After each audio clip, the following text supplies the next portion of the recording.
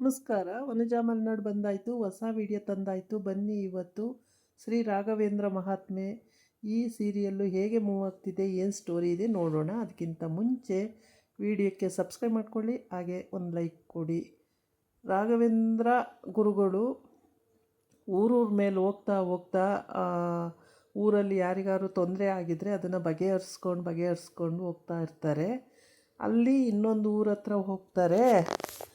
ಆ ಊರಿಗೆ ಹೋದಾಗ ಆ ಊರಲ್ಲಿ ಬಿಡಾರ ಹೂಡ್ಕೊಂಡು ಅಲ್ಲಿರ್ತಾರೆ. ಆವಾಗ ಇವ್ರ ಜೊತೆ ಇರೋರೆಲ್ಲರೂ ಬಿಡಾರ ಹೂಡ್ಕೊಂಡು ಅಲ್ಲಿರ್ತಾರೆ. ಆವಾಗ ಆ ಊರಿನಲ್ಲಿರೋ ಅಂಥವರು ಕ್ವಶನ್ ಹಾಕ್ತಾರೆ. ಏನಂತ, ನಾವು ಹೇಳೋ ಅಂಥ ಒಗ್ಗಟ್ಟನ್ನು ನೀನು ಹೊಡಿಬೇಕು ಅಂತ. ಅಲ್ಲಿ ಅಂದರೆ ರಾಘವೇಂದ್ರ ಗುರುಗಳ ಪುರೋಹಿತ ಅಂದರೆ ಪಂಡಿತ ಇರ್ತಾನಲ್ಲ, ಅವನಿಗೆ ಆ ಥರ ಕ್ವಶನ್ ಹಾಕ್ತಾರೆ. ಆವಾಗ ಅವನು ಆ ಕ್ವಶನ್ನಿಗೆಲ್ಲ ಆನ್ಸರ್ ಹೇಳ್ತಾನೆ. ಆನ್ಸರ್ ಹೇಳಿದಾಗ ಇವರಿಗೆ ಚೀಮಾರಿ ಆದಂಗೆ ಆಗುತ್ತೆ, ಅಂದರೆ ನಾಚಿಕೆ ಆಗಿಬಿಡುತ್ತೆ. ಎಲ್ಲದಕ್ಕೂ ಆನ್ಸರ್ ಹೇಳ್ತಾನೆ. ಸರಿ, ನಿಮ್ಮದೆಲ್ಲ ಆಯ್ತಲ್ಲ, ಇವಾಗ ನಾನು ಕ್ವಶನ್ ಕೇಳ್ತೀನಿ, ನೀವು ಆನ್ಸರ್ ಹೇಳಿ ಅಂತ ಹೇಳ್ತಾನೆ. ಸರಿ ಅಂತ ಕೇಳಿದ್ರೆ ಇವ್ರಿಗೆ ಹೇಳೋಕ್ಕೆ ಬರಲ್ಲ ಇಬ್ರಿಗೂ. ಆಗ ಹೀಗೇ ಇನ್ನೊಬ್ಬರನ್ನ ಮಾತಾಡಿಸ್ಬೇಕಾದ್ರೆ ಮಾನ ಮರ್ಯಾದೆ ವಿನಯತೆ ಇರಬೇಕು, ಏಕವಚನದಲ್ಲಿ ಮಾತಾಡಿಸ್ಬಾರ್ದು ಅಂತ ಆವಾಗ ಅವರಿಗೆ ತಿಳಿ ಹೇಳಿ ಅರ್ಥ ಮಾಡಿಸ್ತಾನೆ ಆ ಪಂಡಿತ. ಆಗ ರಾಘವೇಂದ್ರ ಗುರುಗಳು ಅಲ್ಲಿ ನಗ್ತಾ ಇರ್ತಾರೆ ಸ್ವಲ್ಪ. ಆವಾಗ ಇವರಿಬ್ಬರು ಹೇಳ್ತಾರೆ, ಗುರುಗಳೇ ಇದೆಲ್ಲ ನಿಮ್ಮದೇ ಕಿತಾಪತಿ ಅಂತ ನಮಗೆ ಗೊತ್ತು ಅಂತ ಹೇಳ್ಬಿಟ್ಟು. ಆದ್ರೂ ಏನು ಮಾತಾಡಲ್ಲ, ಸುಮ್ಮನಾಗ್ತಾರೆ. ಆದರೆ ಈ ಪಂಡಿತಗೆ, ಗುರುಗಳ ಜೊತೆ ಇರೋಂಥ ಪಂಡಿತಿಗೆ ಸಿಟ್ಟು ಬರ್ತಾ ಇರುತ್ತೆ. ಸಿಟ್ಟು ಬಂದ್ರೂ ಮಾತಾಡಲ್ಲ, ಸುಮ್ಮನಾಗ್ಬಿಡ್ತಾನೆ. ಆಗ ಇನ್ನೊಬ್ಬ ಆ ಊರಲ್ಲಿ ಇನ್ನು ಮುಂದೆ ಬಂದಾಗ ಆ ರಾಕ್ಷಸ ಏನು ಮಾಡ್ತಾನೆ, ಮಕ್ಕಳು ಪಾಪ ಅವ್ರಿಗೆ ಎಷ್ಟೇ ಮಕ್ಕಳು ಹುಟ್ಟಿದ್ರೂ ಒಂದು ಮಗುನೂ ಬಿಡಲ್ಲ, ಎಲ್ಲ ಮಗುನೂ ಸಾಯಿಸ್ತಾ ಇರ್ತಾನೆ. ಆಗ ಅವರಿಗೆ ಪಾಪ ಬೇಜಾರಾಗುತ್ತೆ, ಹುಟ್ಟಿದ ಮಕ್ಕಳನ್ನೆಲ್ಲ ಸಾಯಿಸ್ತಾನಲ್ಲ ಅಂತೇಳ್ಬಿಟ್ಟು. ಅವನು ಕೇಳ್ತಾ ಇರ್ತಾನೆ ಕಾಡಲ್ಲಿ ನಿಂತ್ಕೊಂಡು. ಕಾಡು ರಾಕ್ಷಸ, ಬ್ರಹ್ಮ ರಾಕ್ಷಸ ಅಂತಾರಲ್ಲ ಅವನು ಕೇಳ್ತಾ ಇರ್ತಾನೆ, ಈ ಒಂದು ಮಗುನಾದರೂ ಬಿಟ್ಬಿಡು, ನಮಗೆ ಎಲ್ಲ ಮಕ್ಕಳನ್ನು ನೀನು ತೊಗೊಂಡಿದ್ದೀಯ, ಇದೊಂದು ಮಗುನಾದರೂ ಬಿಟ್ಬಿಡು ಅಂತ. ಅದಕ್ಕೆ ಅವನು ಹೇಳ್ತಾನೆ, ಆ ರಾಕ್ಷಸ, ಇಲ್ಲ ಇಲ್ಲ ಇದನ್ನು ನಾನು ತಗೊಂಡೇ ಹೋಗ್ತೀನಿ ಅಂತ ಹೇಳ್ತಾನೆ. ಅದಕ್ಕಿಂತ ಮುಂಚೆ ಇಲ್ಲಿ ಬಿಡಾರ ಹಾಕ್ಕೊಂಡಿರ್ತಾರಲ್ಲ, ಅಲ್ಲಿ ರಾಘವೇಂದ್ರ ಗುರುಗಳಿಗೆ ಬಂದು ಭಕ್ತಿಯಿಂದ ಅವ್ರ ಜನ ಯಾರೇ ಆಗಿದ್ದರೂ ಬಂದು ಭಕ್ತಿಯಿಂದ ಕೈ ಮುಗಿದು ಅಡ್ಡಬಿದ್ದು ಆ ಯೋಗಕ್ಷೇಮ ವಿಚಾರಿಸ್ಕೊಳ್ಳೋದು, ಮತ್ತು ಅವ್ರಿಗೇನು ಬೇಕು ಬೇಡ ಎಲ್ಲ ನೋಡ್ಕೊಳ್ಳೋದು, ಇದು ಅವ್ರದ್ದು ವಾಡಿಕೆಯಾಗಿರುತ್ತೆ. ರಾಘವೇಂದ್ರ ಗುರುಗಳು ಹೋದ ಕಡೆ ಎಲ್ಲ ಇದೇ ಮಾಡ್ಕೊಂಡು ಹೋಗ್ತಾ ಇರ್ತಾರೆ. ಅವರಿಗೆ ಎಲ್ಲ ಲೋಕಜ್ಞಾನ ಇರುತ್ತೆ, ಎಲ್ಲದೂ ಗೊತ್ತಾಗ್ತಾ ಇರುತ್ತೆ, ಏನು ನಡೀತಿದೆ ಅನ್ನೋದು. ಕಷ್ಟ ಅಂದ ಕಡೆ ಎಲ್ಲ ಗೊತ್ತಾಗ್ತಿರುತ್ತೆ ಅವರಿಗೆ. ಆವಾಗ ಈ ರೀತಿ ಈ ರಾಕ್ಷಸ, ಬ್ರಹ್ಮ ರಾಕ್ಷಸ ಬಂದು ಮಗುನ ಎತ್ಕೊಂಡು ಹೋಗೋದು, ಅವರಿಬ್ಬರನ್ನ ಕಂಬಕ್ಕೆ ಕಟ್ಟಾಕೋದು, ಇದೆಲ್ಲ ಅವ್ರಿಗೆ ಗೊತ್ತಾಗ್ತಾ ಇರುತ್ತೆ. ಇವಾಗ ಅವರೇ ಅದನ್ನು ಬಗೆಹರಿಸ್ಬೇಕಾಗುತ್ತೆ. ಈ ಕ್ರಿಮಿನಲ್ಲು ಸ್ವಲ್ಪ ರಾಘವೇಂದ್ರ ಸ್ವಾಮಿಗಳ ಮುಂದ್ಗಡೆ ಒಂಥರ ಹಿಂದೆ ಒಂಥರ ಮಾಡ್ತಾ ಇರ್ತಾನೆ ಇವನು. ಹಾಗಾಗಿ ರಾಘವೇಂದ್ರ ಗುರುಗಳಿಗೆ ಇದೆಲ್ಲ ಗೊತ್ತಾಗ್ತಾ ಇದ್ರೂ ಅವರು ಸುಮ್ಮನೆ ಇರ್ತಾರೆ. ಅಂಥ ದೊಡ್ಡ ವಿಷಯ ಏನೂ ಆಗಿರಲ್ವಲ್ಲ, ಅದಕ್ಕೆ ಅವರು ಏನು ತಲೆ ಕೆಡಿಸ್ಕೊಳ್ಳಲ್ಲ, ಸುಮ್ಮನಾಗಿರ್ತಾರೆ. ಆಗ ಇವರು ಈ ಪಂಡಿತರು ಮಾತ್ರ ಭಾಳ ಚೆನ್ನಾಗಿ ಎಲ್ಲ ಲೋಕಜ್ಞಾನ ತಿಳಿದಿದ್ದವರು, ತಿಳ್ಕೊಂಡಿದ್ದಾರೆ, ಎಲ್ಲದೂ ಗೊತ್ತಾಗುತ್ತೆ ಇವರಿಗೆ. ಇವರು ಅಲ್ಲಿರೋ ಪಂಡಿತರಿಗೆ ಏನೂ ಗೊತ್ತಿಲ್ಲ, ಈ ಪಂಡಿತರಿಗೆ ಎಲ್ಲವೂ ಗೊತ್ತಿದೆ. ಎಲ್ಲದನ್ನು ಅರ್ಥ ಮಾಡಿಕೊಂಡು ತಕ್ಷಣವೇ ಆನ್ಸರ್ ಹೇಳೋ ಅಂಥ ರೀತಿ.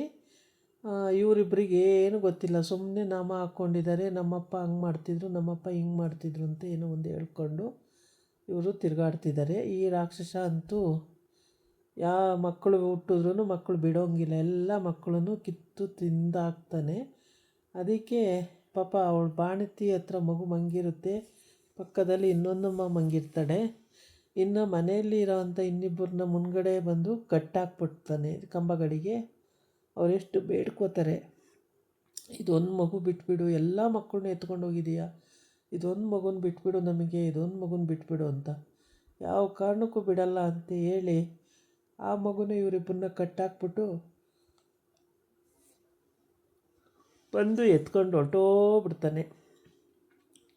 ಆಮೇಲೆ ಈ ಹಗ್ಗ ಬಿಚ್ಕೊತವೆ ಅವೇ ತನ್ನಷ್ಟಕ್ಕೆ ತಾನೇ ಹಗ್ಗ ಬಿಚ್ಕೊತವೆ.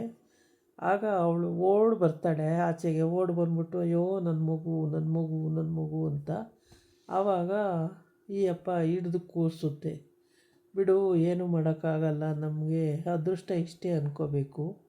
ಮಗುನ ಎತ್ಕೊಂಡು ಹೋಗ್ಬಿಟ್ಟ ಬ್ರಹ್ಮ ರಾಕ್ಷಸ, ಏನು ಮಾಡೋಕ್ಕಾಗಲ್ಲ ಅಂಥೇಳಿ. ಇವಾಗೇನಾದರೂ ಗುರುಗಳು, ರಾಘವೇಂದ್ರ ಗುರುಗಳು ಅಲ್ಲಿಗೆ ಬಂದು ಆ ಮಗುನ ಬಚಾವ್ ಮಾಡಿ ಕೊಡಬೇಕಾಗತ್ತೆ.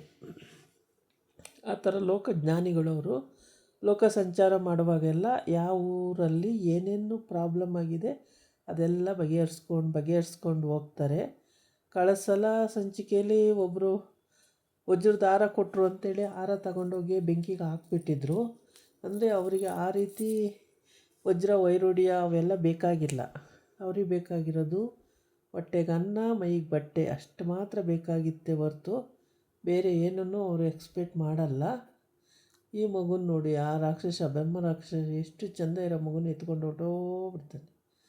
ಹಂಗೆ ಈ ಮಗು ಅಷ್ಟು ಚೆನ್ನಾಗಿರೋ ಮಗುನ ಎಲ್ಲ ಇದು ಮಾಡಿಬಿಡ್ತಾನಲ್ಲ, ಎತ್ಕೊಂಡು ಹೋಗ್ಬಿಡ್ತಾನೆ. ಬಾಣತಿ ಪಕ್ಕ ಇರುವಾಗನೇ, ಅಂದರೆ ಮಗು ಮಲಗಿಸ್ಕೊಂಡು ಪಾಪ ಅವಳು ಮಲಗಿರ್ತಾಳೆ, ಆ ಟೈಮಿಗೆ ಕರೆಕ್ಟಾಗಿ ಎತ್ಕೊಂಡು ಹೋಗಿದ್ದು ಅವರಿಗೆ ತುಂಬ ಹಿಂಸೆ ಕೊಡೋವಂಥ ವಿಷಯ. ಎಷ್ಟು ಚೆಂದ ಇರೋ ಮಗು ನೋಡಿ, ಆ ಉಗುರು ಎಷ್ಟೆಷ್ಟು ಉದ್ದ ಬಿಟ್ಕೊಂಡಿದ್ದಾನೆ.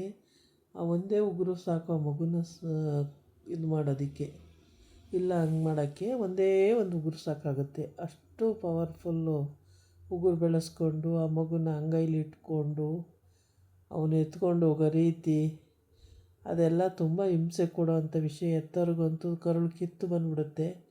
ಕಂಬಕ್ಕೆ ಕಟ್ಟಾಕೋದು, ಆ ಮಗುನ ಎತ್ಕೊಂಡು ಹೋಗೋದು, ಆ ಮಕ್ಕಳನ್ನ ಅದೇನು ಮಾಡ್ತಾನೋ ಏನೋ ದೇವರಿಗೇ ಗೊತ್ತು. ಹೀಗೆ ಇವನ ಕತೆ. ಇದನ್ನು ನೆನೆಸ್ಕೊಂಡು ಅವರಿಗೆಲ್ಲ ಭಾಳ ಬೇಜಾರಾಗುತ್ತೆ ಪಾಪ. ಹೆತ್ತವ್ರಿಗೆ ಆಗಲಿ ಮನೇಲಿರೋರಿಗೆ ಆಗಲಿ ತುಂಬಾ ದುಃಖ ಥರ ಅಂಥ ವಿಷಯ ಇದು. ಮಗು ಈಗಿದ್ದಿದ್ದು ಮಗು ಇನ್ನೊಂದು ನಿಮಿಷಕ್ಕಿಲ್ಲ ಅಂದಾಗ ಹೆಂಗಾದರೂ ಎಂಥವ್ರಿಗಾದರೂ ಬೇಜಾರಾಗುತ್ತೆ ಅಲ್ವ.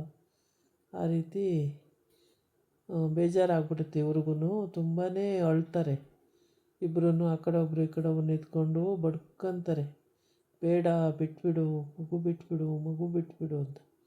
ಅವನು ಏನೇ ಆದರೂ ಯಾವ ಕಾರಣಕ್ಕೂ ಬಿಡೋದೇ ಇಲ್ಲ. ಇದಾಗಿತ್ತು ಇವತ್ತಿನ ವೀಡಿಯೋ. ನಾಳೆ ಇನ್ನೊಂದು ವೀಡಿಯೋ ಜೊತೆ ಬರ್ತೀನಿ. ನಮಸ್ಕಾರ.